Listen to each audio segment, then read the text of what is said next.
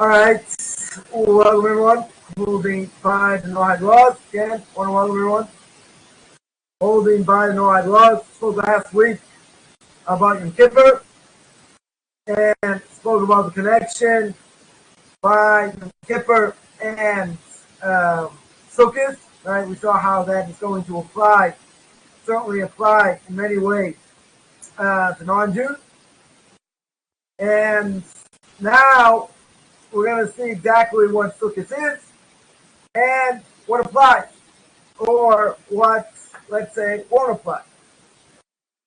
So again, Sukkot's major importance, certainly for Jews and Noahides, no question.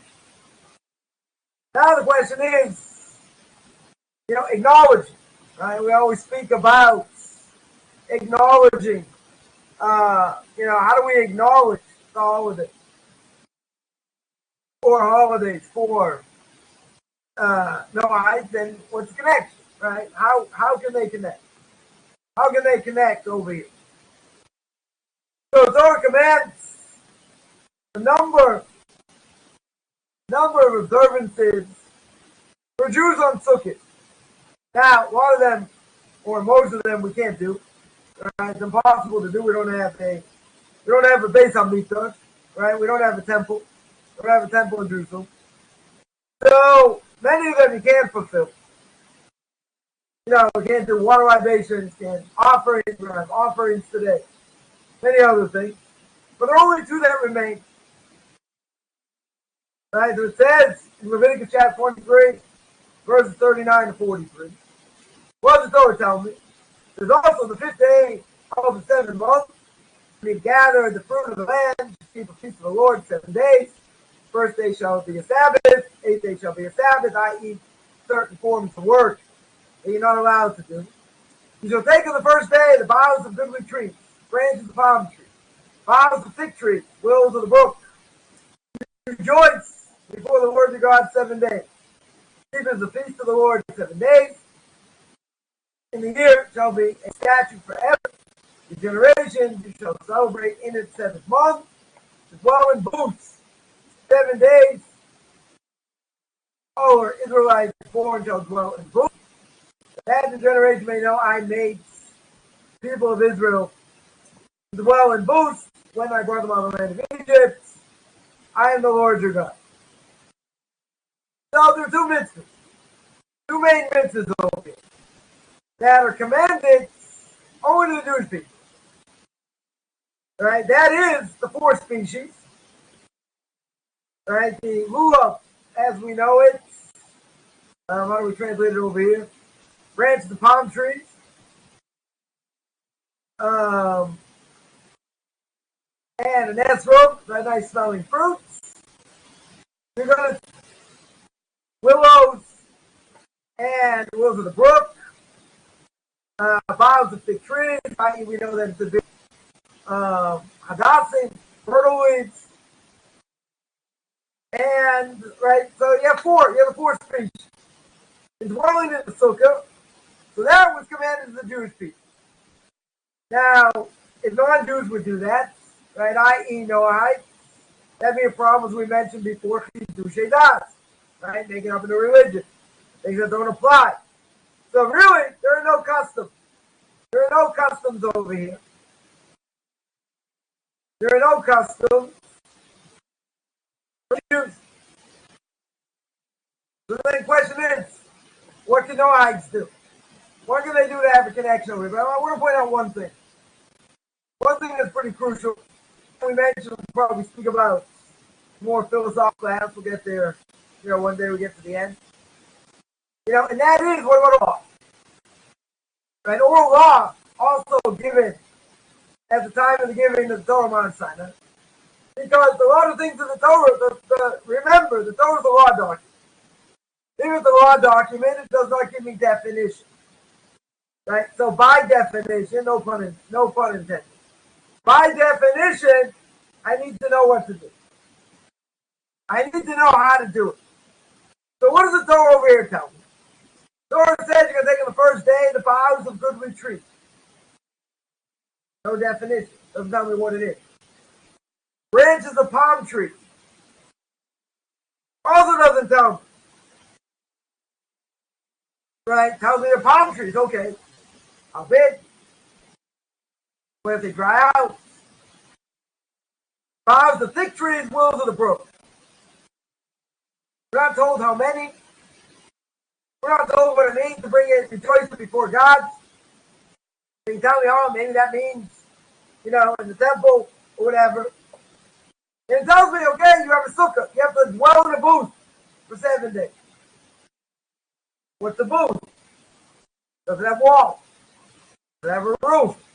Or a roof, depending where you're from. Right? What does it have over here? No definition. So, by definition, definitions here, I need oral law. Because if I have to take 4 species, what if one of them, I'd rather I want? Or maybe if it's dried out, I can't use it. Or what if, let's say, the top of a lulav is cut off? Or one of my willows is cut off? And how do I bring them together? Do I attach them? Am I allowed to attach them? What am I allowed to attach them with? A lot of answers we don't have in the Torah. Don't tell me. So I need an ongoing commentary. Right? We need definition. You were told this is what you have to do. Okay? No complaints. Everyone will be happy. This is what I have to do. It's that one thing. Doesn't tell me how to do it. Right? So this is a pretty crucial thing. Why we need oral law. Right? This is one example. Many other examples as well. But the point over here is, what are the two main aspects of sukkah? One of them is 4 species. Right? My lulav, my esrog, my willows, my myrtle leaves, and living in the sukkah. Dwelling in the sukkah. So now, it's easy given to Jewish people. The question is, won't apply to a Noahide. They have a problem with Chidushei Das, which we mentioned many times. Might make it up in the religion. So if that's true, and it really doesn't apply, in many ways, the main mitzvahs, how does the Noahide happen? How does the Noahide happen over here? So, it's pretty clear that they don't observe the Jewish mitzvahs of Sukkot, right, that we do today, i.e., 4 species, and dwelling in the Sukkot. Now, the prophet Zechariah tells us, chapter 14, verse 16 to 17. In the end of days, the war of Gog and Magog, it tells us it will come to pass, everyone that is left of all the nations came against Jerusalem. Right? We're told that a third of the people are going to get destroyed, a third of the world is going to get destroyed, a third is going to get saved, a third is going to get injured. Of course, how many of those thirds that are injured are going to survive? But here, what is the prophet telling you? That everyone that is left of all the nations, how many people are going to be left? Probably not too many. The came against Jerusalem shall go up from year to year to worship the King, Lord of hosts, keep the fast tabernacles, i.e. Sukkot. You'll be the families of the earth to Jerusalem to worship the King, Lord of hosts upon them, there shall be no rain. Alright, so what are we talking about? We mentioned nations of the world are going to survive the war of Gog and Magog. They're going to keep Sukkot in the future. And we know there's always going to be a judgment of water. So, the interesting thing, according to the prophet Zechariah, for non-Jews who ever survive, again, how many people are going to survive? Good question. Doesn't look like a whole lot, but whoever survives, they're going to keep Sukkot in the future. Now, there's actually a ethical understanding as well in the future that this future observance of Sukkot brought the tractate of Avodah 3b. And it's an interesting thing. But the only mitzvah, the non-Jews say we want the mitzvah, we want the Torah, even though they rejected it, so God says, fine, I'll give you one mitzvah. I'll give you the mitzvah of Sukkot, right? The mitzvah of Sukkot. Now, what does God do? God brings a wind like from the wind that happens in this time of the year, right? The summer. God's gonna make it like an inferno. It's gonna be extremely hot. So what do? Not just go in the sukkah, and it's so hot, they kick the sukkah down. So it's interesting, first of all, why does God give that mitzvah? And why does he give the mitzvah in that class? Like as the Gemara also says,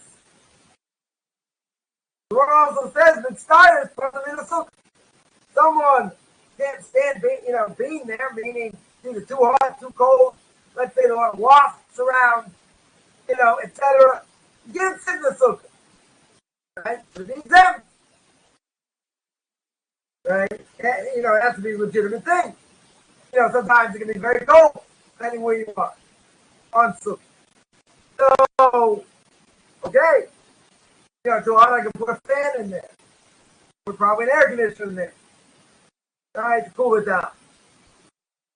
But essentially, and again, this is a much bigger topic, which we're not going to get into. But the idea is that I'm exempt. Right? I'm exempt over here. So commentaries ask, what's God want over here? They made it 150 degrees. They made it extremely hot. Really, they're exempt. So what's the big deal? What's the Gemara tell me? Not only did they leave the sukkah because it's too hot, you can't sit in the sukkah, it's 150 degrees. But what do? Or, it's like 60 degrees Celsius or whatever. Right? Very, very hot. But what do they do in the sukkah? They don't just leave the sukkah. They kick the sukkah. So, one thing we learn out is that when a Jew has to the sukkah because it's too hot, or it's too cold, or it's raining, no mitzvah to sit in the sukkah in the rain. It's drizzling. And you think it's going to stop, one. But if you say I'm going to sit in the sukkah, even when it's raining, so you're what the Gemara calls a chassid shoifer. You're a fool. Right? You're a fool over here.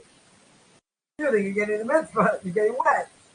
No mitzvah to sit when, your meal's going to get ruined. But what's the difference over here? If it's raining or hot, a Jew's going to leave the sukkah also. What's the major difference? When the Jew leaves, he's going to give a kret, he's going to give, a sigh. Because he can't sit in the sukkah. He's upset he can't sit in the sukkah, he can't do the mitzvah sukkah. So don't you? No. When they're upset, they're going to kick the sukkah down. What's the difference? Right? It's interesting. Because here they say, I want all the merits. I want all the merits. Look at all the things we've done. The Gemara said. We'll say we did all these things for the Jews. And the Gemara rejects each.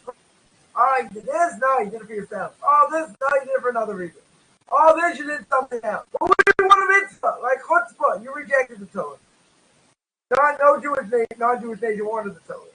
Jews came and took the Torah. Now you want a part of the Torah. God says, fine, I'll give you sukkah. I'll give you the mitzvah of sukkah. A very inexpensive mitzvah. Because to build the sukkah, you would, you do all kinds of things to build the sukkah. Okay, the 4 species might cost you a little bit. But the sukkah itself doesn't cost very much at all. The guy getting that mitzvah to show this world is temporary. Right? Flimsy roof. 3 walls. 4 walls.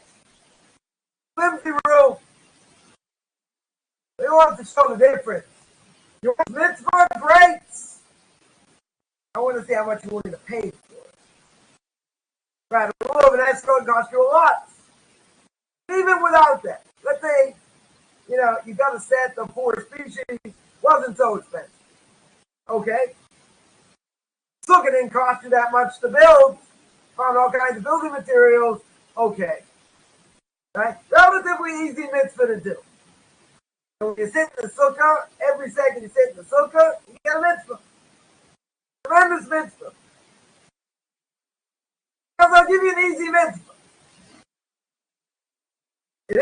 easy mitzvah in many ways. But guess what? He didn't make it so easy over here. He gave him a mitzvah, made it 150 degrees, made it like an inferno. He didn't tell me, you want the mitzvah? Great. I want to see self-sacrifice. You're going to be willing to self-sacrifice? No. We'll sit in it. Very nice. We'll get an easy mitzvah. See, the difference is, they can't hack it. It's too hot, or it's too cold, or whatever it is. I don't want a part of it, but it's not just that. It's not just they say, okay, I'm done. I don't want anything to do with this mitzvah. In fact, they spit on the sukkah on the way out. This is, They didn't say, well, give me another mitzvah. Give me something else. No, God gave that mitzvah. Relatively easy mitzvah to do. And so what happens, he made it very hard. I want to test them. See if they have the intestinal fortitude to want to keep mitzvah. You know they don't. It's obvious they don't. Right? What's the test? They failed the test. Miserably. It's one thing to go out of the sukkah and say, okay, it's too hot, I can't sit in the sukkah. It's too cold, I can't sit in the sukkah. Okay? That means you have to spit on the sukkah on the way out. You have to kick it on the way out. I mean, it gives them an opportunity. A golden opportunity. They don't want it. So what does it show? It shows all their claims. They say, oh, we did this for the Jews and that for the Jews. Other thing for the Jews was a crock. Like a domino effect. All these things they said they did for the Jews shows from here they didn't do it for them. They did it for themselves. Right? Interesting thing. Now, much of the way Jews offer sacrifices on behalf of the non-Jews of the world, we mentioned that last week. So we, the Jewish people, and imagine, you say so many things, the Talmud says so many negative things against non-Jews, right? Or it looks like we say negative things against non-Jews. So why would the Jews take a proactive role in their behalf? Right, we spoke about that last week. Now, question's going to be, okay, so how does Sukkah relate? How do they relate over here? Now, if there's any holiday Noahides and Jews can come together, makes sense it should be on Sukkah. Jews should share communal meals with them. And there's a common goal. Torah-based redemption of mankind. So you're going to say, very good. In the ideal sense, unbelievable. Not quite as easy as it sounds. Because if you look at the last 2,000 plus years, Jews and non-Jews, what's going on? There's a situation where their observant community is totally insular. Not interested in engaging with non-Jews. Got to keep non-Jews out. You want proof of the pudding? Tell an Orthodox rabbi, yeah, I want to come, I want to hang out, I want to learn, but I'm not interested in converting. First thing they'll say is, so why don't you convert? So you're so interested, why don't you convert? Right? So there are a lot of people, unfortunately, I'm interested over here. They don't want to engage with non-Jews. Now, in the last 25, 30 years or more, it was very hard to uproot, that bias, so to speak. In other words, we're not saying Noahides aren't legit. They're doing it the right way. And all that. From 2,000 years, we haven't had it in any way, shape, or form. Right? So it's hard to imagine now. People coming out of the woodworks, they want to be Noahides. Not going to be so easy. It's way of mindset over here. Right? 2,000 years of oppression, brutality, bloodshed. By the non-Jews, by the way. It's not like the Jews have gone out and oppressed. It's not our nature. There are three things that categorize Jews. Rachmanim by Shanim Gimurus Chasadi, the Gemara says. We get easily embarrassed by Shanim. We're Rachmanim with compassion for others. And we do a lot of chesed. A lot of acts of loving kindness. You ever see Jews go, just shoot up non-Jews for no reason? Now again, if they're not following Torah mitzvahs, then in many ways they'll be no different than non-Jews. But the brutalities come from the other side. That's why there's a lot of distrust, when it comes to converts also. See, there's a lot of distrust by converts. What are we worried about? Worried about them infiltrating the Jewish community and being Messianic, which has happened. Right? It's totally happened. So, rabbis, rabbinical courts, very skeptical. Why non-Jews want to convert? It's not like Jews are top of the totem pole, no pun intended. We have strong communities, a lot of places, a lot of good things going on. Plenty of anti-Semitism also. So we're very distrusting. But that's by converts. I would say all the more so by Noahide. Because again, what's an Orthodox rabbi going to say? What do you want to? Why don't you convert? Like no concept of not converting over here. Being Noahide is like a totally new concept. But the non-Jews have been a thorn in the Jews' side forever. Or as we say in Boston, forever. They've been murdered us, gassed us. We say over here, oppression, brutality, bloodshed. The fact that non-Jews have any positive interest in Torah, strange. I would definitely agree. Strange. To Jews. Do we trust Noahides? Right? As a whole, we say no. But we think they got another agenda. They think they got a whole different agenda over there. Why are they coming to us? Hard to understand. The one thing, as the Talmud says, in the time of King David and Shlomo Melech, King Solomon, non-Jews weren't allowed to convert. Why not? Open miracles. In the future, when the Messiah comes, non-Jews see miracles. They don't want to convert. Too late. Open miracles. So today, there are a lot of positive things going on in the Jewish world. But unfortunately, 13.5 million Jews don't know anything about Judaism. Totally nothing. So, non-Jews to have any interest at all, it's a pretty novel thing. Now, when we say that we don't trust Noahides, we have to look at history. So, the Codex Judaica by Rabbi Mathis Kantor, if you take a look over there, it talks about the overview of Jewish history. Basically from the beginning of time, creation of the world, till today, to the modern era. What do we see? What do we see in the early Middle Ages? Mass executions, state persecution, burning, exile. Horrific. Non-stop record of death, sadness. Each year, tens of thousands of Jews exterminated. And who felt bad? Anyone in the world feel bad? No. No one bad in Ireland. Plenty Jewish oppression, plenty suffering.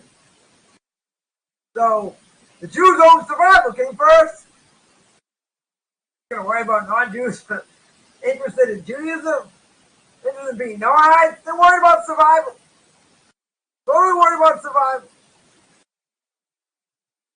So, this idea is still needed, this mentality, and it's going to govern the Jewish attitude towards outreach, no question about it. I'm going to look out for you. I'm going to try and educate you because you want to know what it means to keep the Noahide laws. right? As my Rebbe would say, oh, you want to know that? That's great. Go eat cocoa. Waste my time with non-Jews. What are you non-Jews done to? What non-Jews have done throughout the millennium? Miracle Jews even exist today. Absolute miracle. Right? Go back 70 years, a little bit more. Get about, recent Jewish history. What's that? Oh, that's the Holocaust. But what happened there? Communities, one after another, destroyed, demolished. Nothing left of it. So, what happened? Jewish people had to rebuild. Totally rebuilt from nothing. They had a base. Everyone died, Orthodoxy disappeared. So, what are we most interested in? This is why we don't necessarily deal with non-Jews in general, which makes what I do look a little bit strange, and others the same. And that is, what are we worried about? Jewish survival. We're worried. We want to stop, assimilation. Because most Jews today, again, 13.5 million Jews, they don't know Shema Yisrael. They read Hebrew, don't know how to pray, don't know anything about Judaism. What are we interested in? Stopping assimilation. Establishing Jewish schools, doing outreach, Jewish outreach. So what do we have to do? We have to survive. 100%. We have an obligation for us to survive. Non-Jewish world to survive. Don't worry about that. Judaism and Jews will not. Because at this rate, if not, people aren't keeping Torah mitzvahs, Jews will disappear. In spiritual terms. They'll disappear. And now comes along these Noahides. And they say, listen, you got to educate us. We want to learn. It's going to take a while. Trust. And all that. Now, there are a lot of issues over here. A lot of issues over here.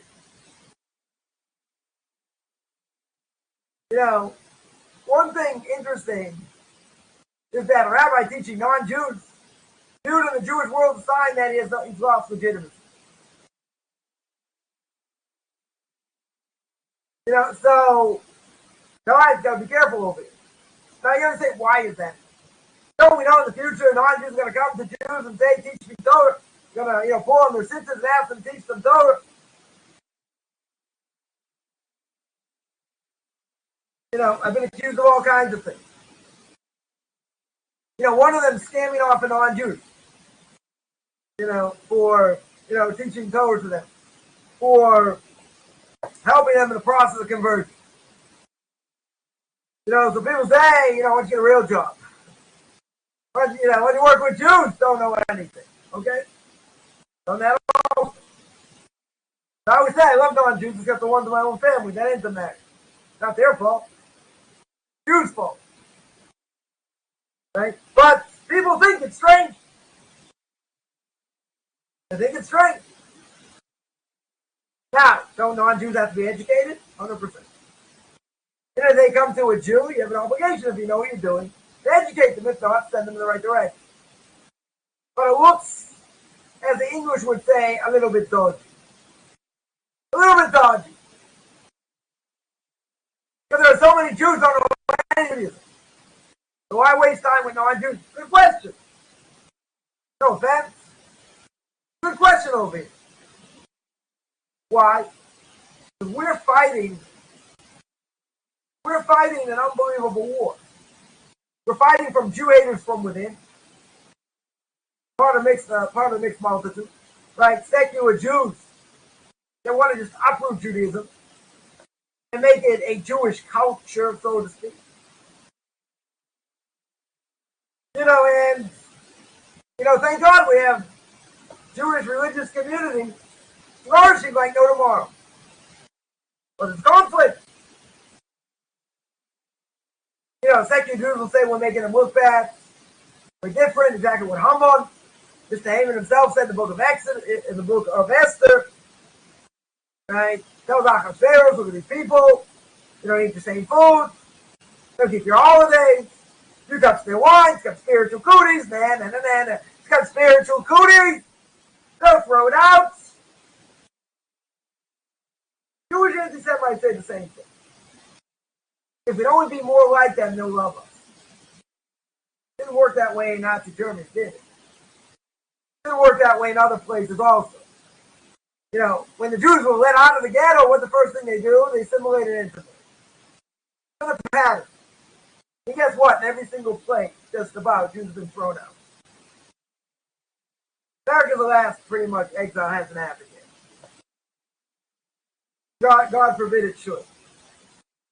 But there should be a lot of skepticism. Because what we do, whoever's good at what we do, I'm not going to say everybody out there teaching non-Jews, because there's a lot of fraudsters out there. But the ones trying to do, you know, be the real deal. Yeah, we got flat. You know, I got big shoulders, so it's no big deal. You know, I know what my purpose in life is. You know, thank God, able to help a lot of people. Okay. Still look strange. Look at all the terrible things non-Jews have done. Yeah, but aren't there good non-Jews out there? I'm not saying not. Well, let's call a spade a spade. Most non-Jews out there want us gone. That's the reality. But see, Ray's going to disagree. Ray's going to say, listen, if we get all these communities, if we start all these Noahide communities, anti-Semitism will disappear. So, Coffman said to Ray, not true. It'll help. I would agree. It'll definitely help. Anti-Semitism will be less. Will not fully disappear. How do I know? Because Esav hates Yaakov. Esav hating Yaakov means there'll be anti-Semitism and it'll exist until the end of time. Until the Messiah comes. It won't disappear. But if there are more non-Jews going to the Noahide path, very good. But that still doesn't mean it's going to disappear. But you have to understand, why is it? You know, I get this from converts all the time. You know, I called 4 different synagogues, 8 different rabbis, no one responded. Yeah, it makes sense. Why should we respond? They're like, well, what does non-Jew want from them? I'm not saying they're not sincere. I'm not talking about someone's a fraudster. But they're like, they got so many, non-religious Jews to deal with. Let the non-Jews deal with the non-Jews. But what's the problem? Non-Jews can't deal with non-Jews. They don't know what they're doing. That's why we have this program in the first place. But it makes sense. Just saying, it makes logical sense that it's going to take a while, for the Jewish world to understand that there's a need, there's a thirst for non-Jews want to learn what they need to do. That's very true, right? But it's going to take time for the Jewish community to kind of open their arms, so to speak. Now, that's understandable. But at the same time, I heard somebody say, come on, you Jews treat us like garbage. Treat Noahides like garbage. But then maybe some people do. Maybe the rabbis out there just blow them off. I'm not dealing with you. Go find someone else. If they have the tools, they should help. If they don't have the tools, they shouldn't just blow them off. Send them in the right direction. Send them to people who can help. But it's understandable why they don't want to deal with them.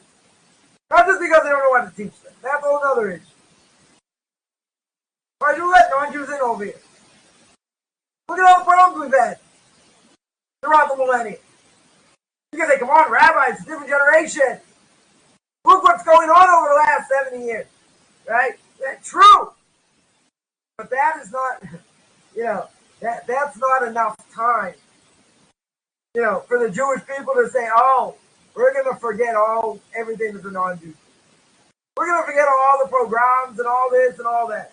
And all the murders and whatever. We're going to forget all that. No. 100% we're not going to forget. We have to be careful.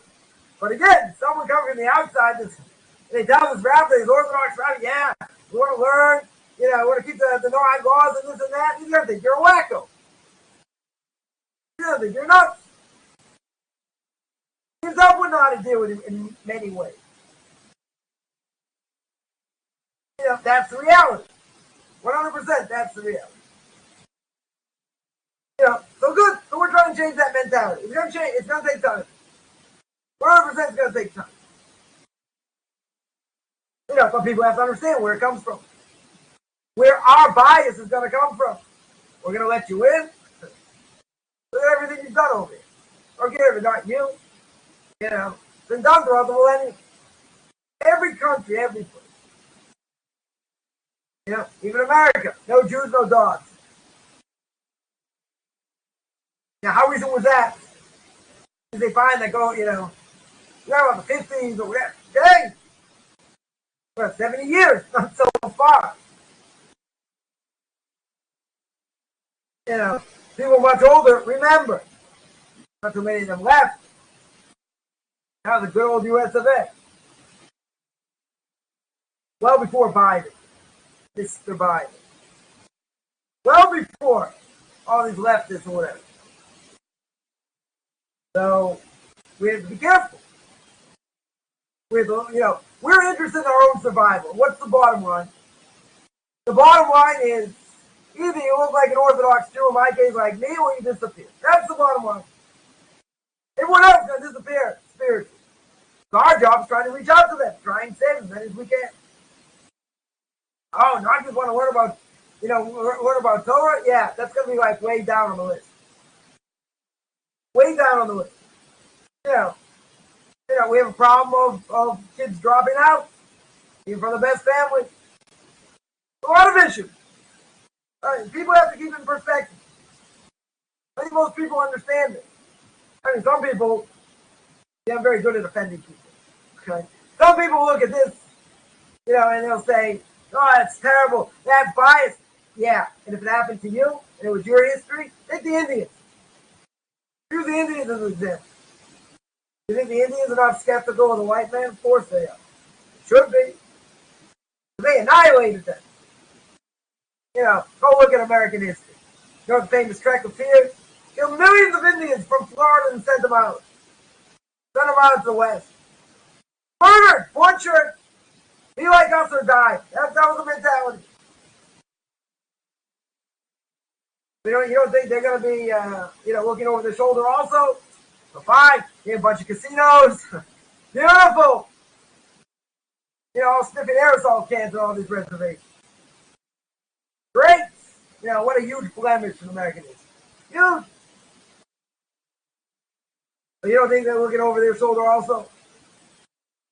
They'll have an axe to grind. No pun intended. Tremendous axe to grind. What happened to them? How many real Indians you have left in the world? Real Indians. Yes, some here or there. There are reservations, whatever. Do you think their kids are keeping what the parents? Forget it! They're all going on. Along with them. Along with them. So it makes sense. It makes sense for them. Why? Because they want to survive. They want survival. Well, guess what? They didn't do a good job. But they're not surviving. I'm not going to say they're going to totally disappear. Right? Well, their numbers aren't growing, as far as I know, so substantial. It's not saying they don't exist. It's not saying they don't have their own reservations. But, it's a totally different thing. But the mentality is the same. Should be the same. We need to survive. Torah says Jewish people need to survive. But it seems like only a portion of the Jewish people are going to survive. So if only a portion of the Jewish people are going to survive, and I got accused of this also. They say, light into the nation. Jewish people, light into the nation. You have an obligation to educate me as a non-Jew. Really? Well, where's that mixed? Where's that mixed in the Torah? Right? Here they're telling me oral law that doesn't exist. Right? And they're yelling and screaming, saying, you got an obligation. Where? Where do I have an obligation? whole question is, what's the obligation for me to work with other secular Jews? Because we're all intertwined. Jews are intertwined with other Jews, not with non-Jews. So the choice, teaching a Jew or a non-Jew, obviously the Jewish survival comes first. We're going to look out for our own first. That makes sense. Ain't no one else looking out for us. All right, that's for sure. So it's about our own survival. Change that mentality is going to be very hard. Very, very hard. But we need to survive. Now, again, I would agree. If a non-Jew reaches out, it should be out. But not that we're looking for non-Jews. To keep the Noahide law. My Rebbe would say one of his longest responses, no mitzvah whatsoever. For me to draw close a non-Jew to his own mitzvah. Oh, the non-Jew comes to me, wants to learn, different issue. That's a different issue. What's about Jewish survival? So therefore, the necessary attention, trust, and resources are going to be for what? For Jews. Ray knows this, everyone knows this. You want to raise money for non-Jews? Good luck. Still raise money for married men wanting to learn, for Jewish schools, yeshivas, etc. You want to, try to raise money for non-Jews who want to convert. Good luck. Who's going to be interested in that? Unless you get a non-Jew who's got money that converted, that understands. Or you get some, let's say, you get a Jew that came back to Judaism and understands. No one else understands. Because it's all about Jewish survival. But how does a non-Jew get help and this and that? We're skeptical. I had somebody curse me out, told me how serious they are about Judaism, and the Jewish people owe them to help them move to a Jewish community. They're on limited income. They have other issues. Right, whatever. Health issues, different things. But you owe me. What do you mean? Who do I owe? Maybe these non-Jews are going to scam off us. They say, wow, they're so hospitable. I'll show them interest in Judaism. I'll do this, I'll do that. So they can help us and give us money. You don't think people have tried that? I'm sure they have. But we're skeptical. We the Jewish people owe? What do we owe the non-Jews? What have the non-Jews done for us, throughout the millennium? We just said, murder, butchery, all kinds of terrible things. So we will be skeptical. 100% will be skeptical. And it makes sense. 100% it makes sense. Again, it doesn't mean if a non-Jew is not out there and says, listen, I need help, you say, no, I'm going to look out for my own. If you know what you're doing, you should help them. If not, send them to someone who can. Going their off is wrong, I agree. Hey, Jews like second-class citizens, this and that. Maybe some do. I wanted to debate this person, never found him with him, but yeah, maybe some people do. So what? Doesn't mean it's right. No, it doesn't mean it's right. Right? But where do you see the fact we're light into nations, so I got an obligation to bring all these non-Jews closer? Where do I get that from? That's a bad inference.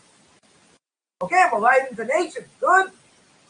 I mean, I have to go out seeking non-Jews, put up posters, near the bars, which are near churches, try and get, Christians to be Noahides. Where does it say that? I get someone who dogs me on a regular basis. On me. You can help this. You're light into nations. Rubbish! The English would say. I got an obligation. What's my obligation to Jews? Before you tell me non-Jews. Can't answer that because they don't know.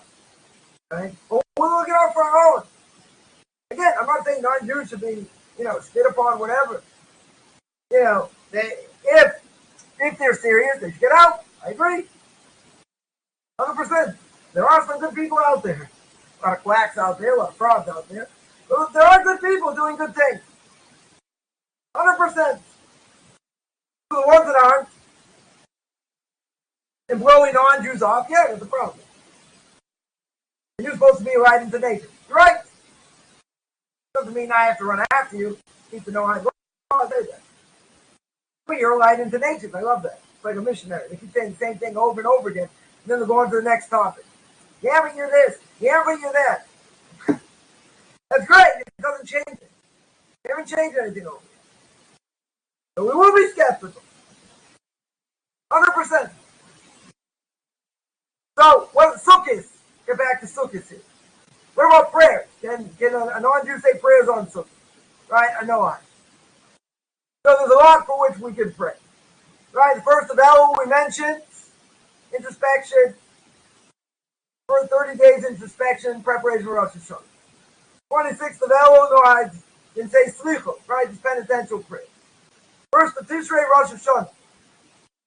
Right? That's the creation of man. Not Jews. All judgment. You have an eating meal. Have these, eat these, symbolic foods. Daily prayers, followed by a meal, because non-Jews get judged also. Now, on the second day of Tishrei, the 7th day of Sukkot, it's also appropriate to say Slichot, right? But what are they really for? Atonement before Sukkot, i.e. by Yom Kippur. Right? So here, we'll say that there are Slichos that are good to say even to the final day of Sukkot. Then I get the 15th of Tishrei. What's the 15th of Tishrei? First day of Sukkot. So prayers you can say for you have festive meals. It'd be appropriate for Jews to have Noahide as guests. Right? It's not a problem. They can come, sit in Sukkot. But, not forbidden. Not forbidden over here. And then you get the final day of Sukkot. 21st of Tishrei. Right? That's when we say prayer for rain. And a prayer for atonement. Etc. Now the last days of Sukkot are really separate holiday altogether. See, it's a little bit misleading. Because the Torah says you're going to sit in the booth for 7 days. That's not true. The last day we don't sit. Certainly in Israel we don't sit in the Sukkah. Or outside of Israel, so the last day they sit in the Sukkah, they'll make a blessing over the Sukkah.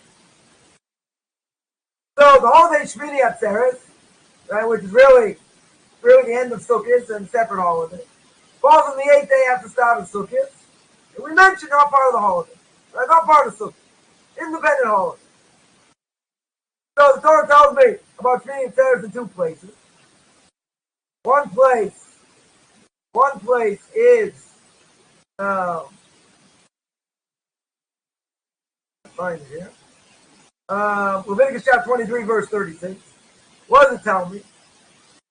Then 7 days you bring an offering made by fire unto the Lord. 8th day shall be a holy convocation.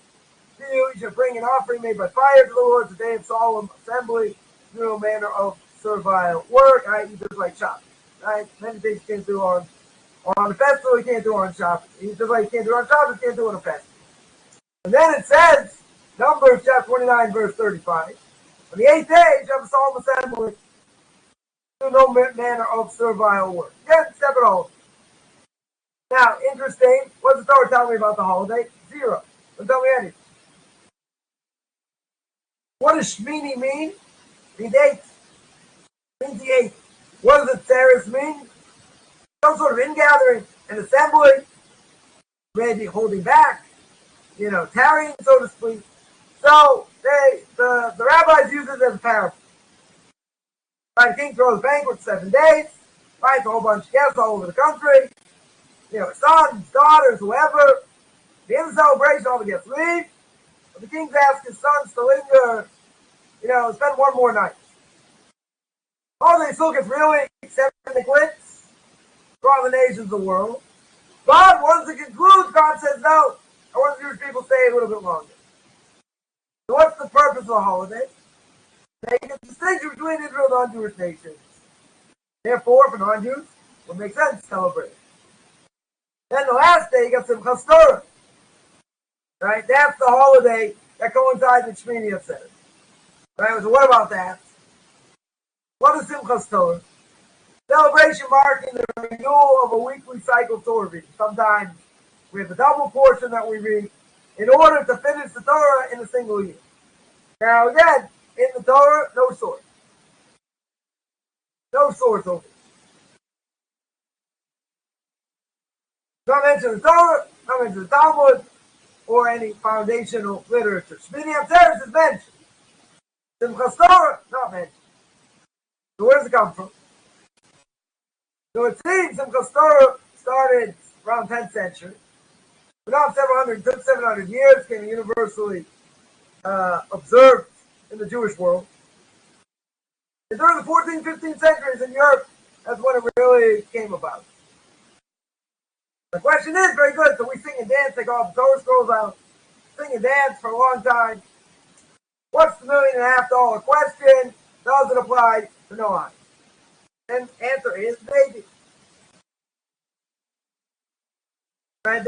Again, what's the other custom over here? The annual Torah cycle, right, that gets finished.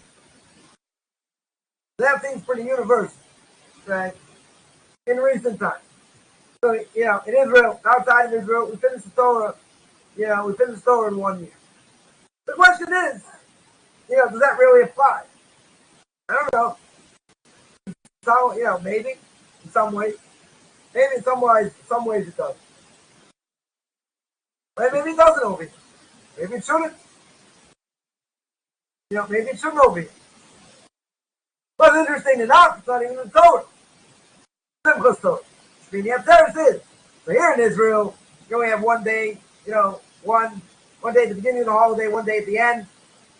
As we mentioned, by even though the calendar's been fixed, it's all because of new moon. In Israel, the holidays set for Rosh Hashanah, first day and last day, Sukkot, Passover, Shavuos, they're all 1 day. So here in Israel, Shmini Atzeres, Simchas Torah is all one holiday. It's all 1 day.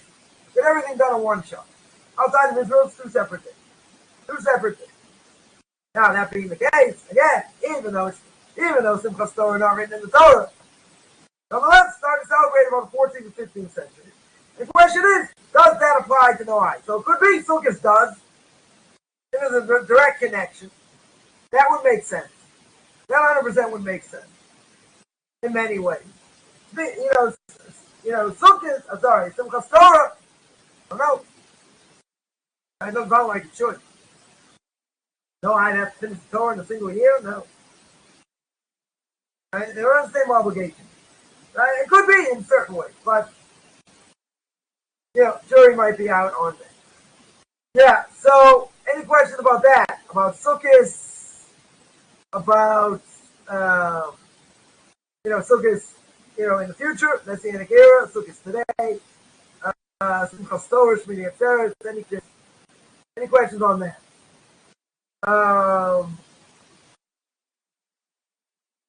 Someone asks, okay, if you're invited to eat the Sukkah, let's say the Chabad Center, okay, how can you make for sure not to accidentally commit to do Sheidah? Well, it's not like you're shaking a rule up. You can be invited to sit in the Sukkah. You're not refraining from any other work. You're not saying, I'm celebrating as a holiday for me, per se. Right? It's a universal thing. That's not a problem. Because you're not doing anything else. If you tell me, listen, I want to, some Noahides guaranteed, these super freaks, what are they going to do? They're going to sit there and shake their lulav. They're going to get a lulav and shake it. Do me a favor. It doesn't apply. You want to sit, you sit in the sukkah, okay? Get invited to a sukkah. Does that mean you have to make your own sukkah? No. If a non-Jew wanted to, I would say no. It doesn't necessarily apply. There are certain things you can take out from it. There are certain things we learn from it. But who says you have to sit in it? Right? Or have one for yourself. You don't have to. If you're invited, you're allowed to go. That's not Chidush Sheidah. That's not making up a new religion. If you're sitting in the sukkah for the sake of the mitzvah, because just like Jews do it, and all that, that's different issue. That's the addition issue. So that's how you avoid it. Right? Again, you don't have to avoid it altogether. If a person was invited, you consider something. No problem with that. Definitely no problem with that. You're not making up a new religion. You're not doing it because I'm obligated to sit in the sukkah. There are other things, other esoteric ideas that a non-Jew can be a part of that makes sense for certain prayers for them to say. Right? Because sukkah is about the 70 nations. And we're praying for the 70 nations. So they can have a part in that. Other aspects instead, taking a lulav, taking your 4 species, yeah, that wouldn't apply. Sitting in a sukkah in general, right, having your own sukkah wouldn't apply. If you're invited, you're allowed to go. Right, that's not a problem with Kiddushei Das. Kiddushei Das would mean, if I'm doing it for the sake of the mitzvah to sit in the sukkah. You have no mitzvah to sit in the sukkah. Right? For the most part, sukkah's, good part of it doesn't apply. So if it doesn't apply, what are you doing sitting in the sukkah? You're allowed to. You're not doing it for that reason. Now, a person can say, well, I don't want to, I want to avoid it altogether, make sure I'm not doing it. Okay. Right? That makes perfect sense. But there are other aspects you could participate in, like we mentioned. But if you do get invited, you're allowed to go. Right? You're definitely allowed to go. If you want to avoid it altogether, not a problem either. Right? That I would say probably makes the most sense. And the reason is because, you don't want to have any questions. You don't have any issues. Right? Which makes perfect sense. But again, we're not saying it's totally for good. There are people going to say, I want to sit in someone's sukkah. Okay? Is there anything necessarily wrong with it? Is there anything wrong with it? I don't think there's anything wrong with it over there. If they want. They have to sit in the sukkah every day? No. I wouldn't say that. They want to sit in the sukkah once. They're allowed to. That's not called Kiddushei Das. Yeah, any other questions?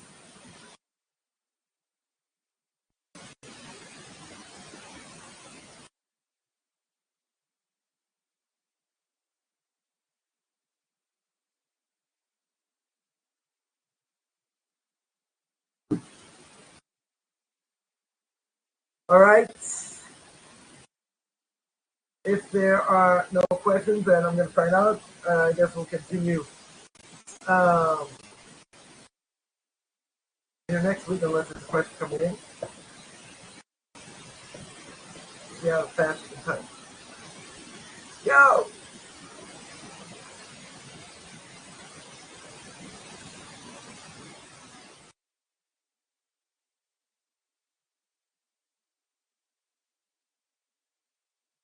All right, so no other questions. I'm going to sign out. Anyone has any questions, feel free to shoot me an email. Otherwise, we'll continue with this next week. Wish everyone a good middle of the day, or almost end of the day for me, and everyone have a great rest.